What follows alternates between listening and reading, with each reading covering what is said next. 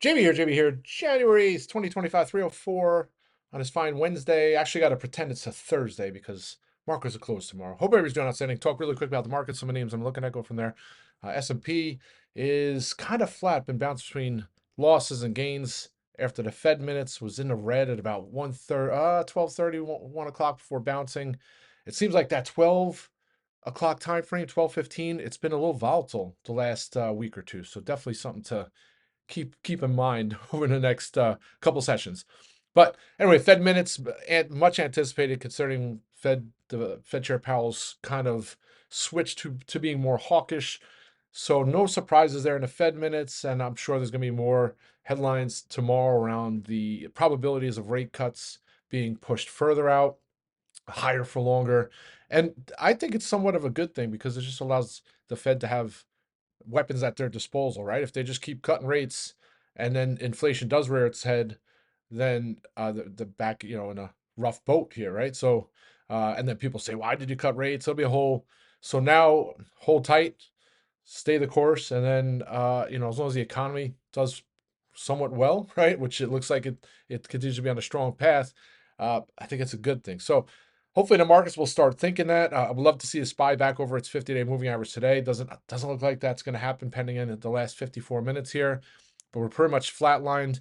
The things of note and continue to be of note is the yields in the US dollar, which are both higher today. So one of these days will be the top, especially I think as the more conversation around it. It seems like the conversation is at its peak. So typically when that happens, it tends to be a top.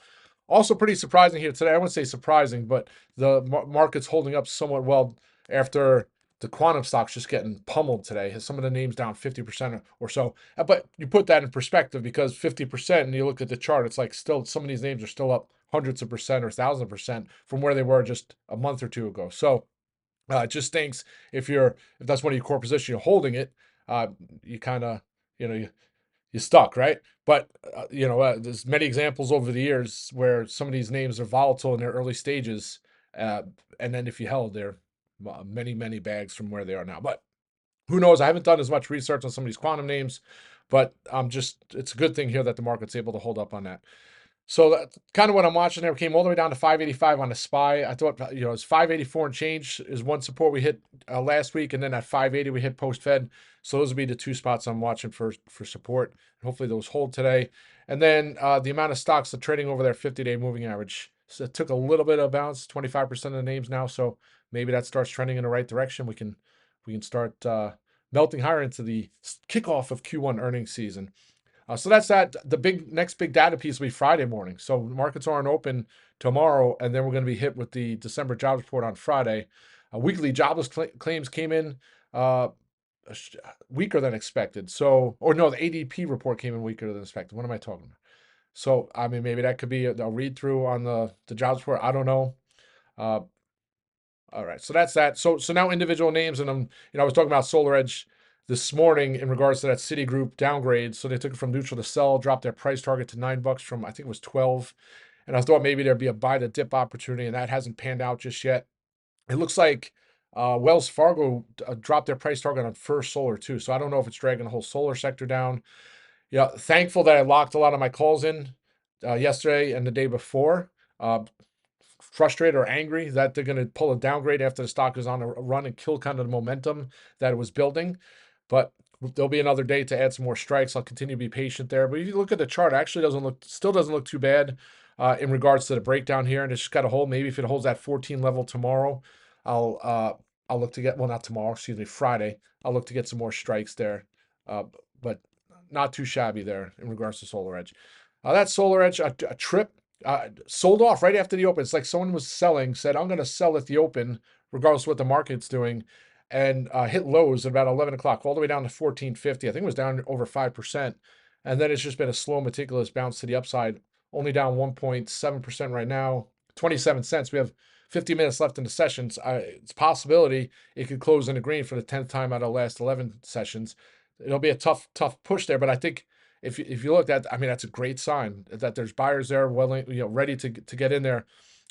Funny thing is the 50-day moving average is at 1450 on trip, and that's where it came down to. So another point of interest of note, back in mid-November, it it closed at its 50-day moving average and then gap below the next day. And that's the last time it really was above the 50-day moving average till just 2 weeks ago. So definitely a key spot there to be watching. But my thoughts there. Unfortunately, uh, I was looking to get some of all my January strikes out yesterday. I didn't. I thought maybe I get another opportunity. Then we had that pull at the open. It's almost like the market heard me and say, "Oh, let's make them wait longer." Uh, so hopefully we get a bounce in Friday or into next week, and I can get the rest of my Januaries out for some nice profits. I'll continue to hold the Junes and then look for more strikes to play for upside. Roku. So I did my little rant tweets, and I posted in the chat room too. Just my thoughts, and I had the calls yesterday.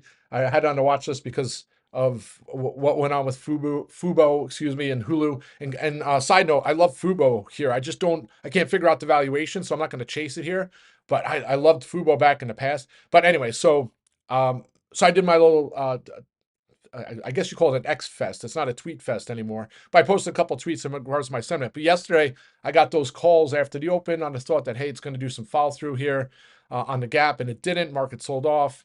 Then this morning, I think $76 in the pre-market. So, and then it just starts to bounce. And then you look at 76 all the way up past yesterday's highs of 84.88, hit 84.92 just a little while ago before finding some resistance. Hopefully it gets back up there before the close. Calls back to flat, back to life. My thoughts, and I pretty much put it in a nutshell when I was talking about it the last 2 days. But I mean, it was $120 billion, 120 billion streamed hours on the Roku platforms over the last year. They just announced that more programs to give advertisers and folks access to data, right? So I mean, a lot of folks consume content, consume TV. A lot of these service providers, they're looking to cater to folks to get the best return on their investment in regards to ads. Just another, just I wouldn't call it another lever to pull for Roku, but I guess you could say so. And then I made the little analogy around what's happened, and this FUBO news kind of sparked it. Is back in the days you had Netflix, and nobody thought there would be a streaming service like Netflix, or even, well, first it was direct to home, then Netflix started creating their content, and like, are you crazy? You're spending money creating your own content. We already have HBO and Showtime, and then the rest is history. And now their shows win awards, right? And then everybody kind of followed suit. Now all of them came out with their a la carte services: the Peacocks, the Paramount Plus, the Amazon Primes, the Apple Plus, uh, the Max. You can go on and on, right? So now it's got to the point of saturation, and then it's like, I think there's going to be like a consolidation now. So you've already seen some of these services start to partner with each other. Hey, bundle whatever with this other one for $12.99 a month, and now I think it's to the point where they're going to consolidate, and it's going to be M&A. And I mean, it just plays right into the Roku wheelhouse. And also, you have the Trade Desk, and the Trade Desk is the premier monetizing advertiser company on the planet. So I'm not saying that they would acquire Roku, but there's been rumors. I just think it all plays together. So that's kind of that. I just we'll see. 85 is the big handle, was hitting in December. So if we get through that wall, I think it's off to the races, and hopefully it happens sooner rather than later. So that's my rant on Roku. I'm not going to talk too much about that. And also surprising to see it do well on this weak market here today. So I think that bodes well. Oh, there's a headline. Joby, disappointing. So you had all those quantum names getting destroyed. It seems like Archer Aviation and Joby Aviation are getting kind of lopped together with AI and quantum names, right? Because they've been on such huge runs. I mean, at times Joby's up nearly 100% from its lows. So surprising here to see. I mean, it is down 6% here today, but if you look at the chart, and especially in regards to its last 3-session rally, it's not too bad. So I'll take a close over 962 would be key, but even in the nines, if it holds 950, I think that bodes well. And then I'll, unfortunately, I didn't want to be in a spot where I wasn't in any calls after I locked my Januaries in. So got those February strikes, and I'll continue to look for opportunities to play it for upside, because I think it trades north of $12 in the coming weeks and months. Other names, so United Healthcare, that's a name I've been trading some speculative lotto calls over the last couple of weeks on the premise of a bounce, and that eventually the conversation around the insurers is kind of going to disappear a little bit and allow some of these names to bounce. And here it is hitting highs. I was actually looking at 535s weeklies, which expired on Friday. So takes it with a grain of salt. I'm a little frustrated I missed the bounce here. Not frustrated because I was looking when it was 520, but then I look at the calls and they're at the same price where when they were early in the day. So I'll probably just wait, and maybe I'll try and trade it for a bounce on Friday for some spec calls if there's an opportunity, because it looks like it's headed over 535. So that's that. That's United Healthcare, Cigna, same with Humana. Those three names. Uh, Oh, and then Intuit. So thankfully, on the downturn, sometimes panic, or when the market sells off, you get panicked and you start to add put positions, right? Scrambling. And I was looking yesterday, and some of the names they called out to me. I was, looking at the normal ones I look at: MDB, Palo Alto, ServiceNow, Broadcom. Uh, and then I was looking at Intuit, and it was under the 200-day moving average for 2 days in a row. It looked like it was be continuation, and sure enough, was it due today? It's green, even when the market was pulling back. So I'll still keep my eyes on that one. I was talking about the biotechs, IBB, and if we get a strong close, IBB can close up for I think 6 sessions in a row here. It's getting close, 0.3% to the downside. But these mega cap bio names, I got to look. I think it's a JPM healthcare conference. I think that starts next week, so could be some names to watch. Biogen and some of these other names I might have to do some research on. Also, on a side note, Intuitive Surgical, and you see it up nearly 2% today, near all-time highs. They always, and just you got to look at some of these names, especially going into the JPM Healthcare Conference, because they always pre-announce their earnings or give guidance into their presentation at the healthcare conference. Because of that, sometimes the premiums aren't completely baked in, and you can get like this arbitrage situation, right? Where maybe you'll be able to take advantage of a move if there's some kind of surprise upside guidance. So I got to look more at Intuitive Surgical. It just kind of came up on the radar today because I'm looking at it, and then I'm looking at some of the other names maybe into next week. So I'll have more info on that. Other names, so Teladoc, a little disappointing here today. I mean, there's a headline around the changes. So, I mean, I've seen some bearish reports on HIMS and HERS. And this is back. I don't know if it's because the stock was rallying so hard that people are looking for narratives to create short interest on HIMS and HERS. But some of the narrative, and I mean, there is some rightfully so, because it's not like they're a GLP-1 company, right? So at some point, they're going to take those compounded um, uh, solutions away.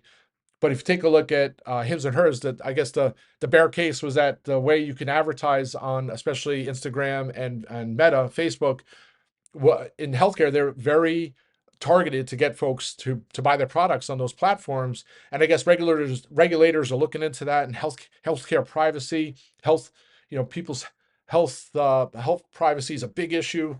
So I guess they're going to try and revamp the way ads are targeted, and maybe remove the possibility of that kind of advertising going to consumers. But it's not like they're giving their health information, and if they are, they're doing it willfully. So it's like I don't get it. But that was some of the reason you see some of those names down, HIMS and HERS. But I would assume Teladoc is part of some of their base, probably they look to target in regards to marketing. But it bounced, still looking nice here on the uptrend. I just got to see it over its 200-day moving average, which is at 1013. Still have the February strikes. So I'll hold those. I think that's about trips at 1515. So now it's 20 cents. We got 42 minutes to the close.